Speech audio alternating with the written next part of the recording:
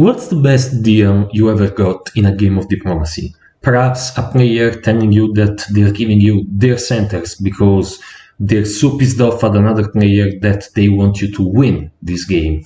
Or maybe a player that offers you his vassalage and decides to be your janissary in exchange for survival. Or maybe another player that comes to rescue you from an alliance that is crushing you. That is all well and good, and when those things happen, it's amazing. But in this game, I got a deal that I assure you it's even better than that. This deal, of course, was due to a small mistake by a player due to the short time format of this Blitz game. In particular, in this game, I was England, and the so-called amazing deal that I received was from Germany. Let's see what Germany says to me in spring 1901. In spring 1901, I contact Germany and I say, "Hi Germany, want to ally with me?" And they say, "Hello, yes, of course, I like an EG alliance more anyway, as France is stronger than the both of us." Then I say, "Are you willing to support my army in Belgium so I can then move west towards France? I like having Belgium if I'm England, it's not a necessity, but I would like to try to convince one of my neighbors to give me that crucial bargaining chip that is Belgium." So Germany says, "I am down if you open to North Sea." And I say, "All right, let's do it." And then I start discussing that we could go also against Russia as well, and Germany could get Sweden and I could get Norway. But have you noticed? Germany just asked me, "Hey, if you open to North Sea, I will give you Belgium and presumably my alliance," which is amazing. Like, I'm opening to North Sea anyway. So why would Germany ever say, it's like if Germany said, "Hey, if you do anything, I will give you Belgium." It's amazing, you know? So now I start thinking, what does Germany mean? Does Germany actually mean what they're written, "If you go to North Sea, I will give you Belgium and my alliance"? Is Germany extremely inexperienced and doesn't know that England is 100% of the time probably moving to North Sea? Or did Germany just make a mistake because this is a fast-paced game and Germany didn't have enough time to check what he was writing? I think this is the case. I think Germany wanted to ask me, "If you open to English Channel, I will give you Belgium, I will help you, I will be your ally." Because that's what I would say to England if I was Germany. I would say, "Hey, open to English Channel, we can go against France immediately, and I will bounce Russia and Sweden, I will support you maybe in Belgium," stuff like that. But since Germany doesn't tell me that because of a mistake, even though I understand what they mean, I could say, "Hey Germany, I think you meant English Channel, right?" But I don't. Because in this case, I can leave my options open. I like opening to English Channel a fair chunk of the time. But I don't know, in this game I felt like maybe because of my conversation with France as well, I felt like, I want to open to Norwegian Sea and North Sea. I could have changed my mind if Germany was asking me to open to English Channel in exchange for Belgium or bouncing Russia and Sweden. But since they don't tell me that because of a mistake, I think I could point it out. I could say, "Hey Germany, do you mean English Channel?" But then I have to decide if I actually want to move to English Channel, or I could stay silent and actually do what Germany is telling me to do, moving to North Sea, which is something that I would have done anyway, of course. And Germany can't accuse me of having done anything I didn't promise to do. If Germany says, "Hey, why didn't you move to English Channel?" I can just hilariously say, "Why? Did you ask me to?"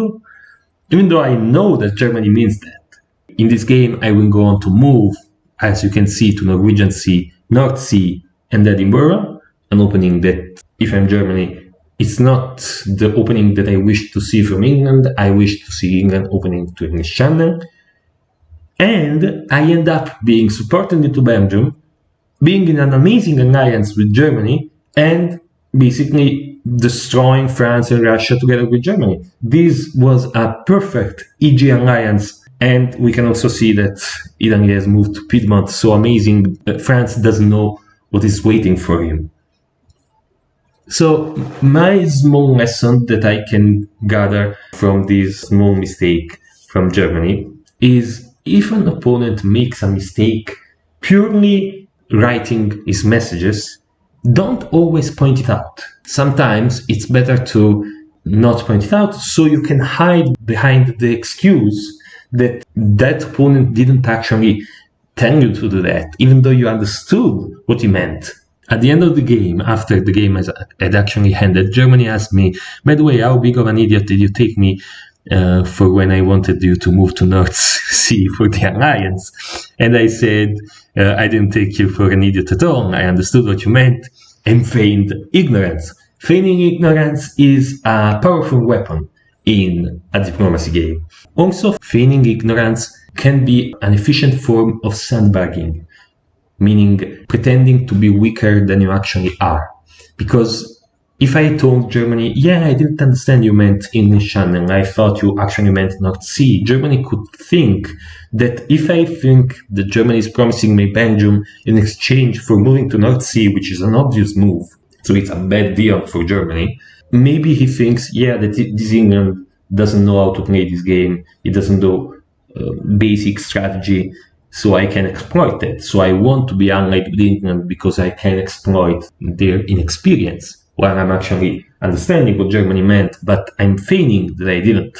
For example, in these other games, in a variant of diplomacy called Modern Diplomacy 2, I was Italy, and at this point I was in a bit of a pickle. I was fighting France, which was very powerful, and I had an Egyptian ally in the south, but at the same time I was allied with Poland in my northeast. So at a certain point, France dislodged me in the Austrian supply center, and I had the option to retreat into Czech Republic, which was at that point under the control of Poland.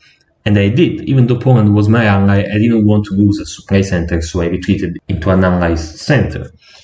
At that point, I contacted immediately Poland to try to apologize for this move and to retain good relationship with Poland, because I'm already on the defensive against France. So as you can see, my press with Poland, I told Poland, I'm really sorry for the retreat in Czech Republic. I was stabbed by France and I pretty much had to do that. And I couldn't ask for permission because of the Rundburg Press. Rundburg Press is a rule in which you can't communicate during retreats. If I didn't, I would have lost Venice and the game. I'm going to use that army in Czech Republic to retake Austria, and you'll be able to take it back. I hope you understand. And Poland says, I understood as soon as I saw it. I saw the retreat move and what France did, and knew it was either that or burn the unit, and I would expect you to burn the unit. So apparently Poland wants to retain my friendship at this point. But then he sends this message. I see you and Italy are no longer together. I choose you. Italy is going to try to get Czech Republic back into Austria. Don't let them. I'm going to get myself back into Czech Republic. And when they send this message, it is clear these messages were not meant for me. Poland was trying to tell France, hey, I'm going against Italy now that Italy has somewhat betrayed me by retreating into one of my centers. And actually Poland leaks my plans to retake Austria with Czech Republic to France, my enemy. So what do I do at this point? I could point it out.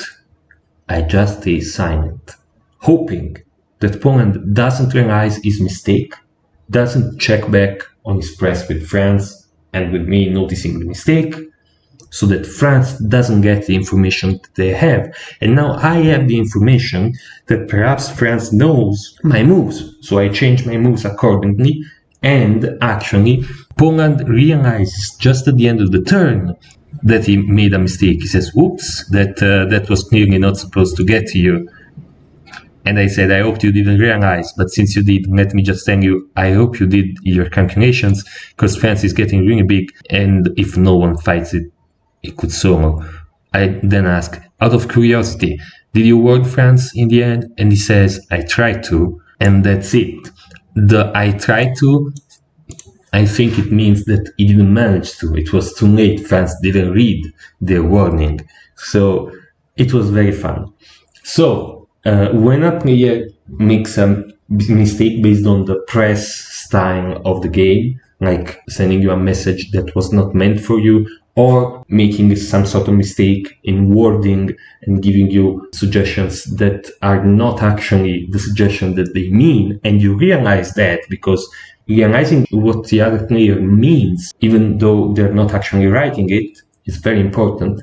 Sometimes it's better to shut up, keep it for yourself, and that can lead to good results. Yeah, so this video was basically based on best deal that I ever got, or if we want, goofs in diplomacy and how to deal with them. See you next time.